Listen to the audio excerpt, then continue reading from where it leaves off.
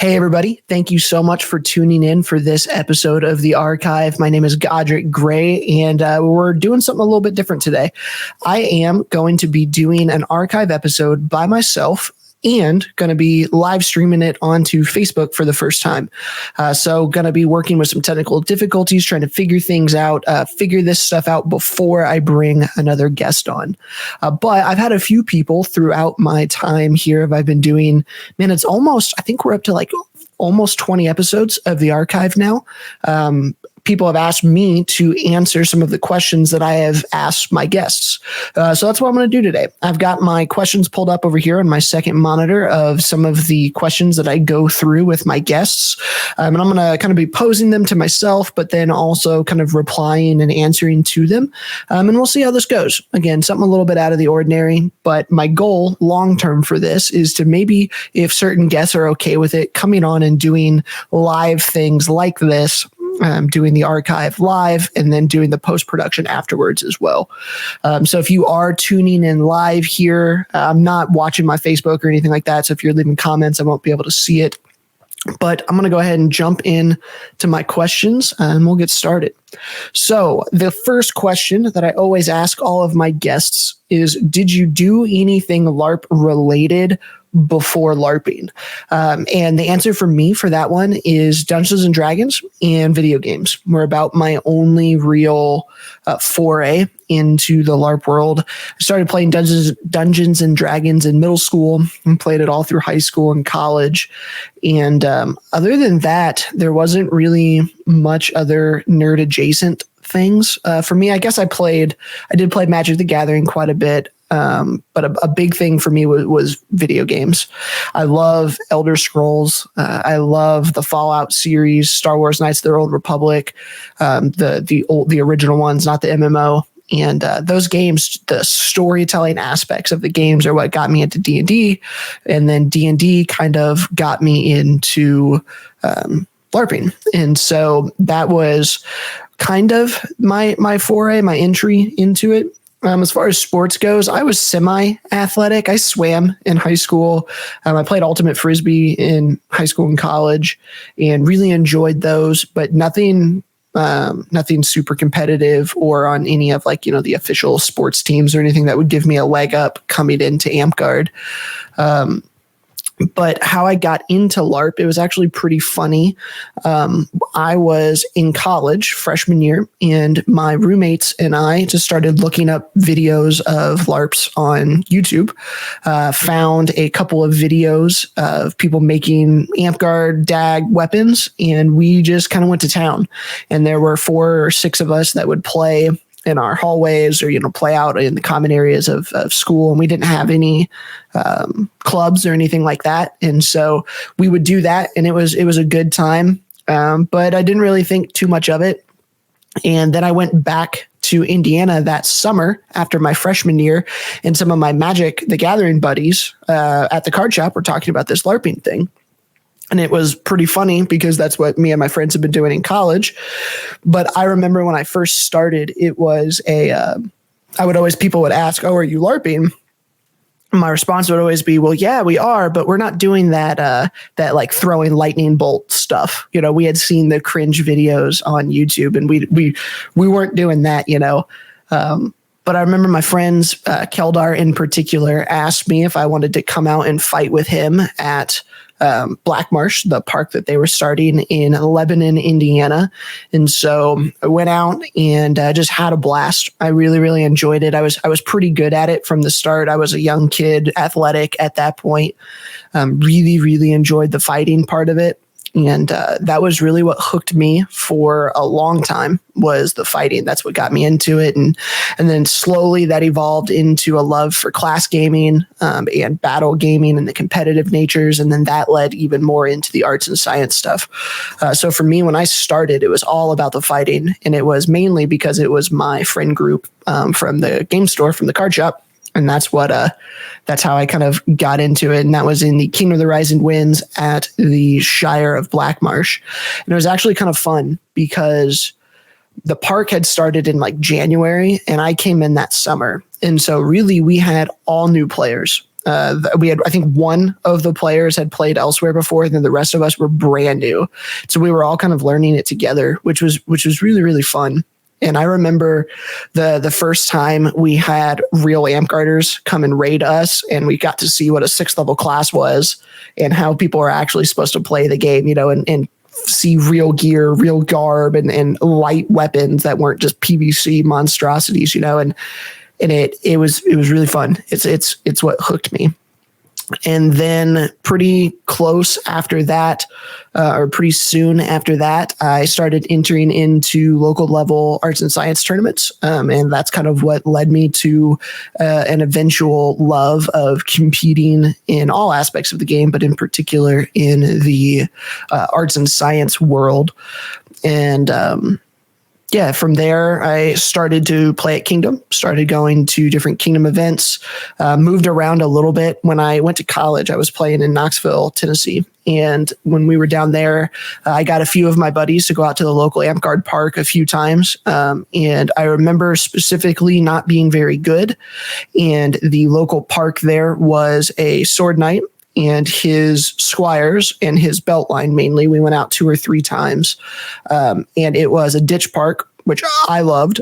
And I was getting smashed, just getting blown out.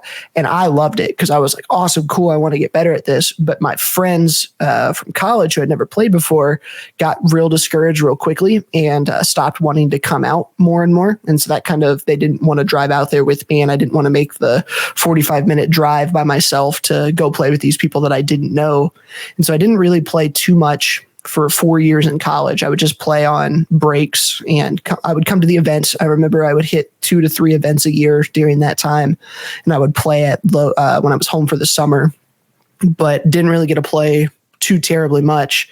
And then from there, I went and joined, or when I got out of college, moved back in 2015, got plugged back in at the Black Marsh and was the sheriff there. We got to Barony numbers, did a year of service there, and then moved to Kentucky, where I have been ever since. Joined the Grim Garrison for a while. At some point in there too, I did some Grand Duchy Regent or some Grand Duchy Prime Minister stuff, and I did a Kingdom Regent reign as well. All the while entering ANS tournaments and doing the Bridge Wars and the Fighting Company stuff as well. So, next question on my list here is journey to masterhood, knighthood, or paragon. So I'll start by saying I do not have any paragons. That is something that I potentially could look towards one day, but that just hasn't been a major goal of mine so far. But masterhood definitely was. And knighthood was as well. And I know it's funny. People will say, well, you can't, Godric, you can't say you want to be a knight. And I always think that's kind of silly. It's hogwash. Like, we can't put the pinnacle of what, the pinnacle award in our game and say that masterhood is equal and on par with knighthood when the knights get thousands of dollars of gifts and masters sometimes don't even get hoods or custom awards or whatever, And so there, you can't have knighthood as the end all be all when it comes to the honorifics of the game, and then not want people to aspire towards that. So I know for me coming up, knighthood definitely was a goal, but mainly it was masterhood. That was the thing I wanted the most, and got it through Kingdom tournaments. Really, really enjoy the arts and science tournaments, and we'll get to some of that here in a little bit. But at this point, I've won 6 Kingdom level ANS tournaments. I've got a 2nd at Rising Winds Best of the Best and a 2nd at Keep. And through all of that, was able to earn my masterhood, Master Dragon. And then about a year later, I was knighted by the Kingdom of the Rising Winds. And that's kind of where I'm at now. My long-term goals, as far as the masterhood stuff goes, I'd love to get all 3 of the ANS ones. I would love to get a Master Garber and a Master Owl as well. I think I'm sitting at like 6 or 7 on each of those. And then I've got my Master Dragon. So yeah, that was kind of an overview of my ANS journey. The next question here is, what was the hardest part of that climb? For me, the hardest part, I've talked about this in other venues as well. The hardest part for me was the thing that I was really good at is not a huge part of our game, right? It's not a staple of our game. And so I love doing woven belts and I love competing with those. And those weren't, like to my knowledge at that point, there had been nobody else had gotten masterhood for woven belts at that point. And so it was very difficult convincing people that higher level awards, that belts could actually earn those. And so essentially what I did is I just kept entering and kept getting best in shows and kept, winning tournaments. And eventually people couldn't ignore it anymore. And I eventually was able to get my masterhood there. So let me switch screens here and I'll show you some of the pictures of some of the stuff that I have made. So this is my page. This is Dragon Masters here. This is my business page, but spoilers there. This is a business page. But I post all of my photos here and I can go through and show you some of the stuff like we do with a bunch of the other guests. So I'll walk you through some of the cool things here for me. So this belt is significant for me because this is the first belt that I ever sold. I posted something on Facebook and it made its way and someone asked me if I would make them a belt and I did and took it to keep, delivered it. And this was the first belt that I ever sold. And it, I think I sold it for like $25 or something like that, something crazy. And I remember I was just so happy the D ring here cost like $15. So I lost money on making this belt, but I was so ecstatic that somebody wanted a belt of mine, that was just not something that I could fathom at the time. And so I thought that was really, really cool. So these are some of my I have my categories broken up here. These are my Knights and Squire belts. I remember this one was an early tournament success. I did Squire belts that were trimmed in the different colors. And so I remember this one scored pretty well at one of the early tournaments. And one of the things that I always loved about woven belts were the end knots. I think that those are the most artistic way that we can, express skill with the belts. And I remember doing that quite a bit. Let's see, what are some other fun ones here? Scroll through. So the thing that I remember this one. This is one of my all-time favorites. I wanted to make I saw that knights got spurs. And so I ran with a cowboy theme and I absolutely loved it. Went with the horseshoe ring here and went with the 357 shells. I thought that was a really fun idea. One of my favorite belts that I've ever made right there. So this one here is the first best in show that I ever got at a kingdom level tournament. It is a combo belt. It's got two belts here that in the back are woven into one belt that then split off into two. And so this belt here was a 4.95 out of 5 at the time. Was the grading scale that the Rising Winds was using. And so this was the highest scoring thing that I had ever turned in, and to this day is still the highest scoring thing that I've ever turned in. And so I'm very proud of this one. My current Squire, one of my current Squires has this, and this is one of my favorite things that I've ever made. Here's the back of it. You can see where the two belts kind of come together, and then it splits back off into the two separate belts. That one was really fun. So now I'm getting into some things that I used that were part of my masterhood push, the things that I got like 9, 10 for. This one was kind of unique too. So this belt sits in the square of your back, and then these kind of wrap around and tie in the front. I had never seen anyone do anything like that before. That one scored pretty well.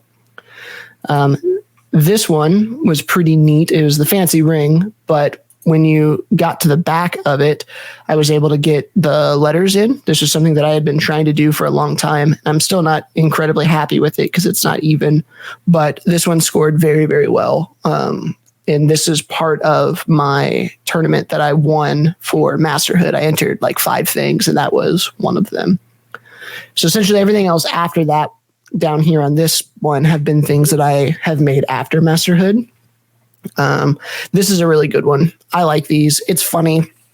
I've talked with a few other people who have got high awards for belts. And since my Masterhood, I have essentially gone to more symmetrical designs, easier in the eye, not necessarily as fancy, just because I think that this looks significantly cleaner and better than like this, right? I think it looks better, even though this is technically more fancy and this is more intricate and yada, yada, yada. I think I went back to the simpler stuff the more that I made. Here's another one. Just a clean, simple belt. I think that looks much better than some of the other fancier stuff. Let's see if there's anything else in here that I want to show. I think that's it for that one. We'll go back here. Then go company belts. So this was an early one of mine. I entered this in a tournament, made this one for a friend, and this was the first one that I really thought, I can actually do something with this. This is something I can actually pursue. I like that one quite a bit. I went through a phase with my belts where I was taking real belt buckles and weaving paracord belts with. That scored okay. Not as good as I thought it would. I thought that was kind of unique. But I did that for a little bit, and then it wasn't doing as well as I thought, so I moved on. This one was pretty neat. I liked this is the puzzle piece weave. Came out really well. But so this weave here is the one that probably I am most well known for. And it's a funny story, so I'm going to tell it here. I sent some messages to Thalion. Thalion Othar is the one who taught me how to weave. And he didn't know me from Adam, had no idea who I was. I was bothering him on Facebook Messenger, and he was sending me pictures of how he was weaving. And the weave he was trying to send me was a double serpent weave. And how that works is essentially you have one cord here in the middle, and it splits off onto either side.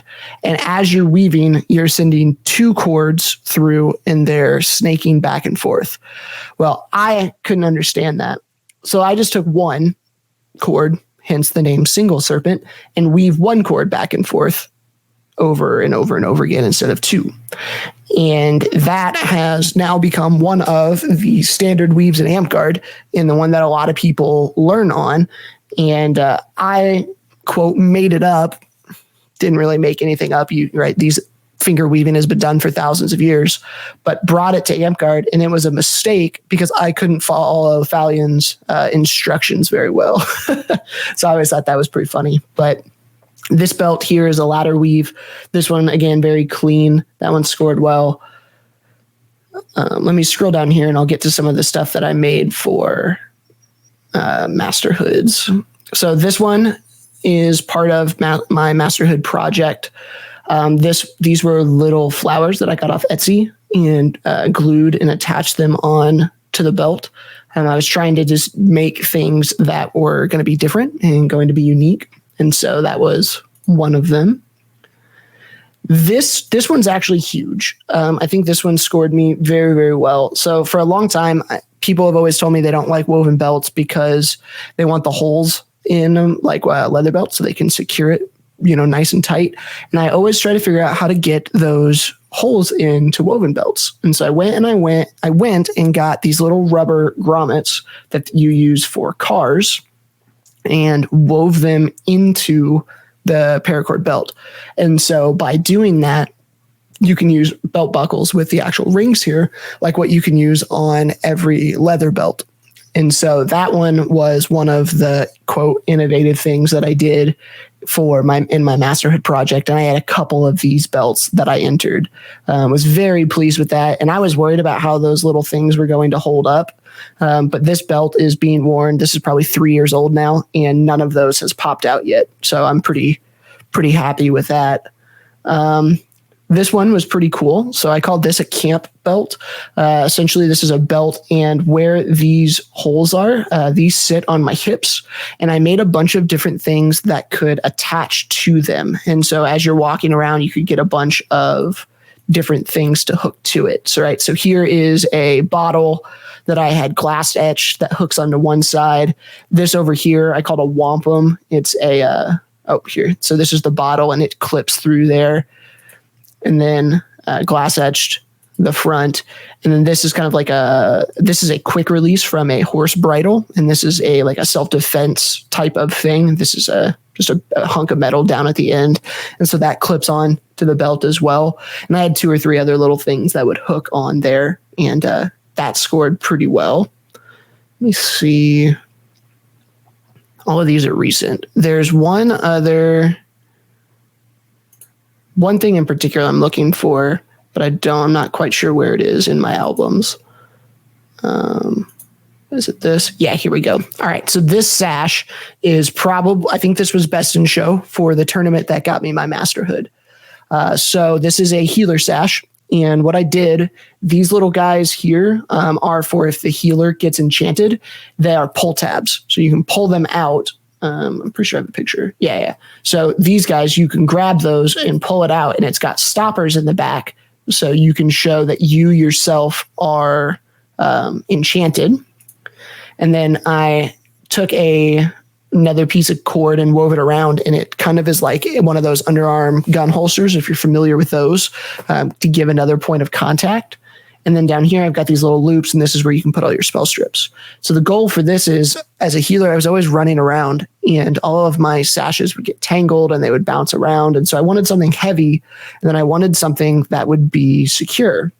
And so this one scored best in show, if I recall, on my last tournament win. Well, the tournament win that led to my masterhood. So another thing that I love doing are making awards. These are pretty fun. These are shadow boxes, and I use a Cricut to cut out vinyl and put them on design in Photoshop or Illustrator, and then print these off. I've made a few of these, and these are just so fun. I love making these. Here's another one. You can kind of see I was trying to show the shadow part of shadow box here. And then I've gone through, and I enjoy making digital awards.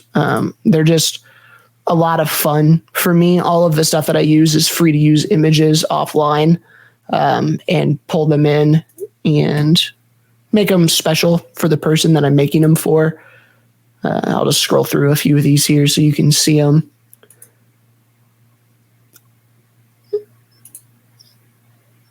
And then done a few things with glass etching. Trying to do glass etching Lord titles is pretty fun.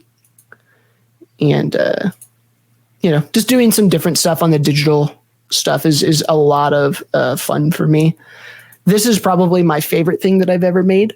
This is a Flame Knights kit. And so this is all vinyl, and you can put the name there, and it's got hanging up in the shadow box a knight's chain and the belt. And then I've put lights in there. This is like waist tall. This is pretty huge. So I enjoy doing those as well. And then more recently, I've been working on garb. Now this is, I'm not very good at garbing yet. Still working on it all. But really enjoying it, having a lot of fun with it. This one I was trying to do a Norman inspired one with the colors of Black Marsh. And then I've been having a lot of fun doing silk. And so a lot of the things that I've been making recently have been made of silk and have these beautiful patterns in them.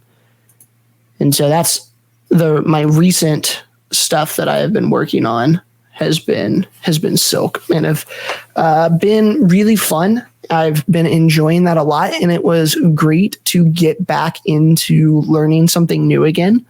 Because I had really honestly been burned out on the making belts. I had gotten to a point where I did not want to make anymore.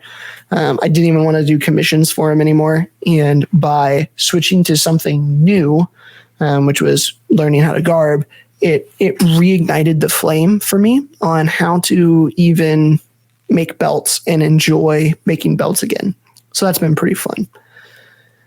Next question I ask is, do you have any advice for players wanting to follow in your footsteps? So the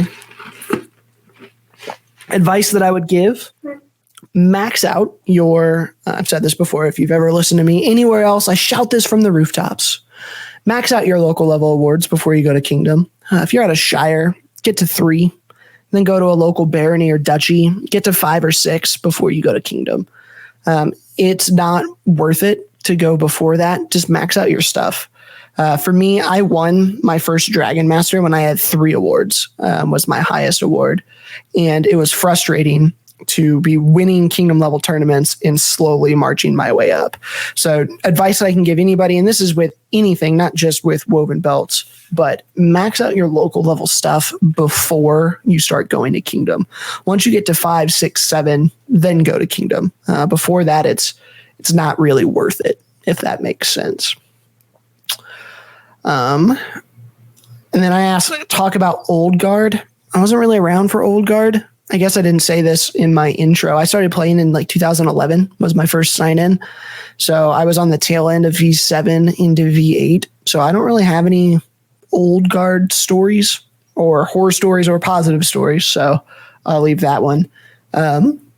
Excuse me. So the next I ask about, if they're a knight, how do they run their line? And this is something for me as a new knight that I am always incredibly interested in.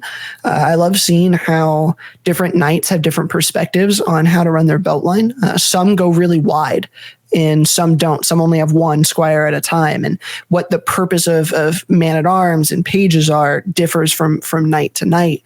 And I'm always very interested in how other knights run their belt lines.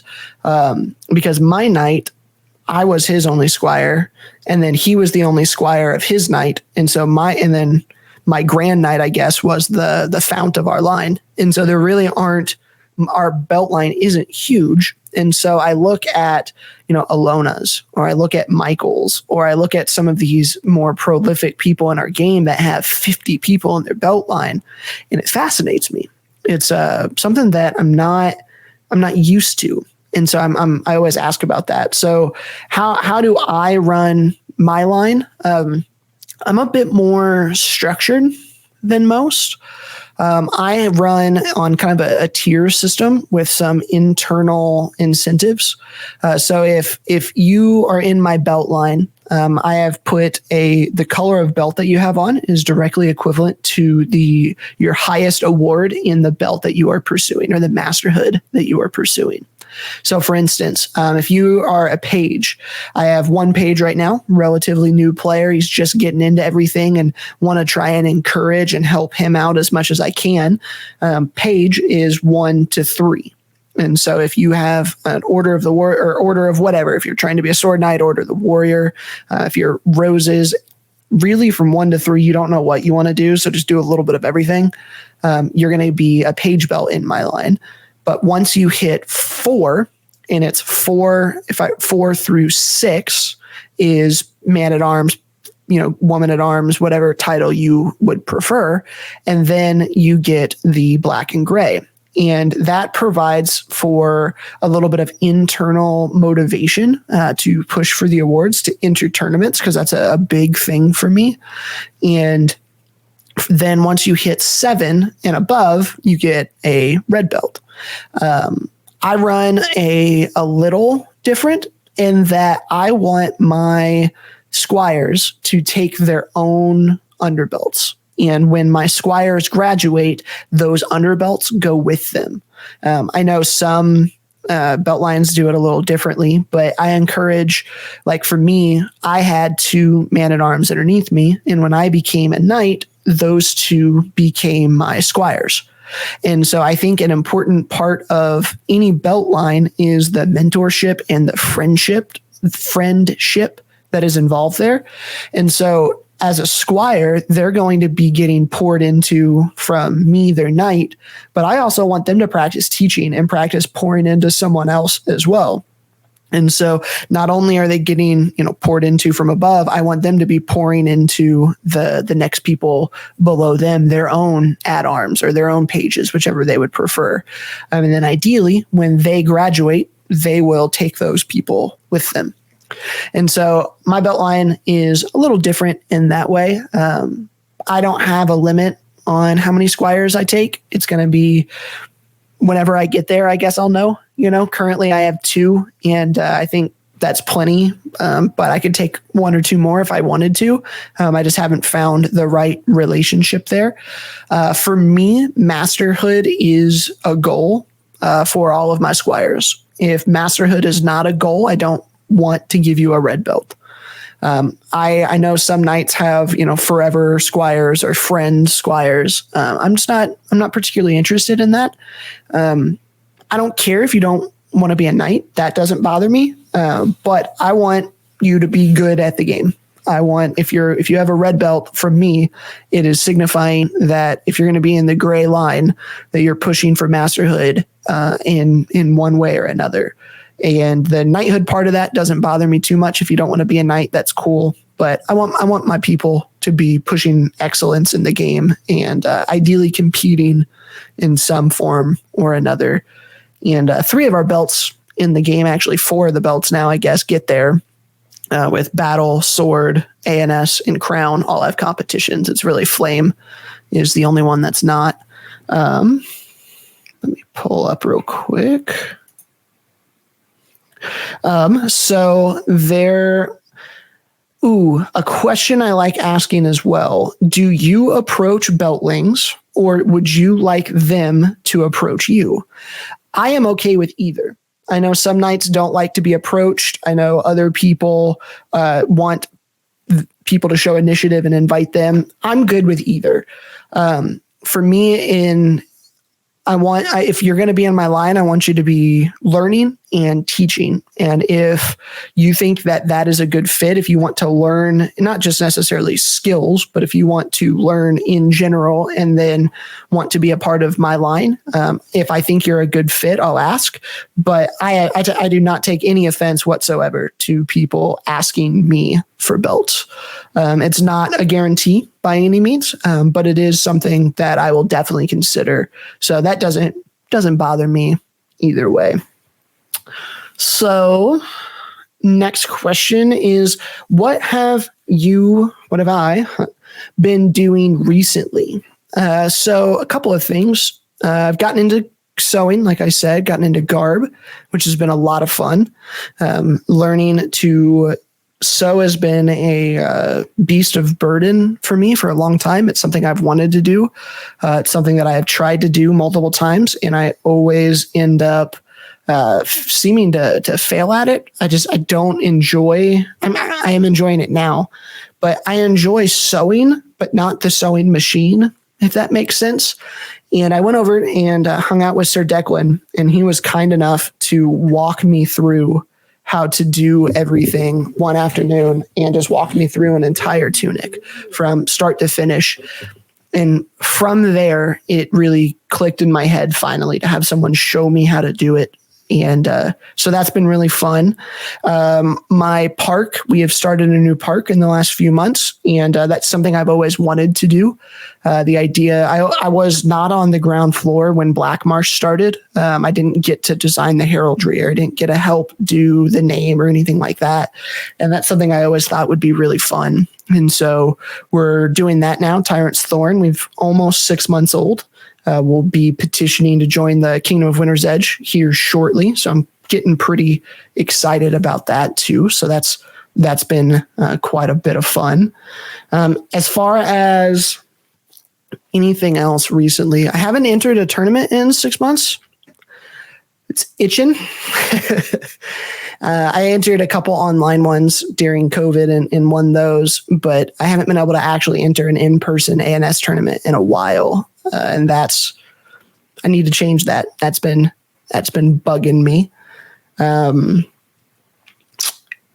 So the next question, do you have any goals that you're working towards? So I want the A&S masterhoods, but those are still kind of far off, I feel. That's not something that is, I don't feel like I am ready for those yet. My skill still needs to grow. So those are something I'm definitely going to be working on. For owls, I would love to get my plastidip up there. Plastidip for me is some of the most beautiful, fun things to look at in this game. And I enjoy making them. They're just pretty expensive, so I don't get to make too many of them. And then Garbers is just getting better, right? Like how do you get better at Garb? Practice. I'd really am going to try and get my master Garber without learning to applique. We'll see. I doubt it. I hate applique. I hate it. So I'm going to try and cheat with using silk and velvet and other things that are harder to get for most people. We'll see. We'll see if it works. Yeah. So any hot button or platform topics that you want to discuss? So I guess I've had a few people ask me about the Battle Knight, my opinions on that. So I guess I haven't put those in video format yet, so I can do that. I am very happy that Battle Master passed. I think that is something that has been long needed, long awaited. It's the majority of our game. It's really what separates us from the other boffer games is our battle gaming. So I'm really excited that we have a Battle Knight. I hope that it gets moved under sword because I think it fits better with sword. I don't like the idea of having a fifth belt for no reason when sword is a perfectly good category for it to be under. I've got two, I think, like ideals for our belts, and I would be all right with either of them.